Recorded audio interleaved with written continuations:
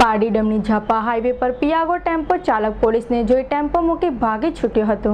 Pardi ડમણી ઝાપા ફ્લાયઓવરના service road પરથી એક three wheeler પિયાગો રિક્ષા tempo traffic લાઇનમાં આવતો હતો, જ્યાં ફરજ પરના પોલીસ કર્મીની નજર પડતા ટેમ્પો ચાલક ટેમ્પો મૂકી ભાગી છૂટ્યો હતો। પોલીસે ટેમ્પાને પારડી પોલીસ મથકે લઈ આવી, જેમાં દારૂની બોટલ 92 નંગ, જેની કિંમત ₹64,000 સાથે પિયાગો three wheeler tempo number GJ15BT 6875માં પ્રથમ પોલીસ કર્મી પ્રદીપ કુમારે જોતા ટેમ્પો ખાલી જ દેખાયો હતો, પરંતુ પોલીસને શંકા જતા નજર કરતા ટેમ્પોમાં ચોરખાનું દેખાઈ આવ્યું હતું, જેમાં તમામ દારૂની ઇંગ્લિશ બોટલો વિવિધ બ્રાન્ડની મળી આવી હતી। પોલીસે ટેમ્પાની કિંમત ₹1.50 લાખ સાથે કુલ મુદ્દામાલ ₹2.14 લાખનો પ્રોહિબિશનનો ગુનો નોંધી અને કબજે કર્યો હતો, તેમજ અન્ય એક દારૂ ભરેલ પેસેન્જર રિક્ષા નંબર GJ15TT 3094ને પોલીસે ઝડપી પાડી અંદરથી દારૂની બોટલ 315 નંગ, જેની કિંમત ₹28,500 અને રિક્ષાના ચાલક ત્રિપાઠી અશોક રામપ્રસાદ સાથે રિક્ષામાં બેસેલ